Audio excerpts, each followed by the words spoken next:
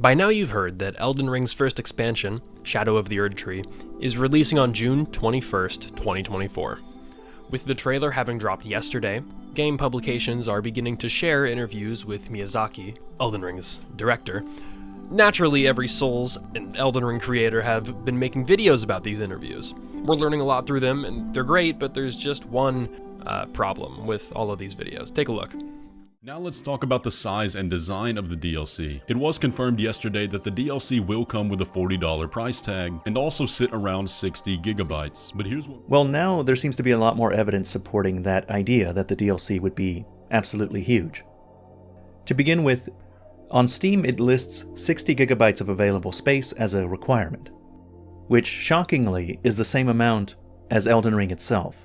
So, I love Zyostorm and Ratatoskr. It's impressive how you can keep a dead game alive for so long by just making some hype videos or talking about the game, or even talking about the game. I mean, Ratatoskr will make videos about how he feels about the lore in an abstract sense, and Zyostorm makes videos about leaks for the most part. And that's fine, but the community trusts them a lot.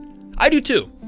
I watch their videos, but they unintentionally lied very confidently, and I'm worried that the entire Elden Ring community is going to start thinking that the Elden Ring DLC is 60 gigabytes. The Elden Ring DLC is very, very probably not going to be 60 gigabytes or anywhere near. Let's take a look at that Steam page that Ratatoskr flashed, shall we? His reason for the DLC being 60 gigabytes is because the spec list on the Steam page for Shadow of the Erdtree lists 60 gigabytes of recommended and required space, except these specs are the exact same as the spec list on the Elden Ring Steam store. I want this to be true, but I was a little skeptical, so I checked out some of the other Steam pages. Here are the Steam pages for Dark Souls 2 and 3, as well as their DLCs. I can't quite include Dark Souls Remastered because it was re-released to come with Artorias of the Abyss DLC. So this pretty clearly shows that the recommended specs and storage space always seem to refer to the base game and not the DLC on the DLC pages, but, you know, maybe there's still a chance it's 60 gigabytes, even though Miyazaki has gone on record confirming that the Elden Ring DLC's size is probably going to be somewhere comparable to, or maybe a little bit larger than, Limgrave. And even if he means Limgrave plus the Weeping Peninsula, that is still, with the new philosophy that he was talking about for the open world game design, making it more densely packed, that is still not 60 gigabytes worth of game. And okay, just in case you're not convinced, let's go through a couple other games that have DLCs on the Steam store. Here's Dead by Daylight, a game known for having tons of DLC.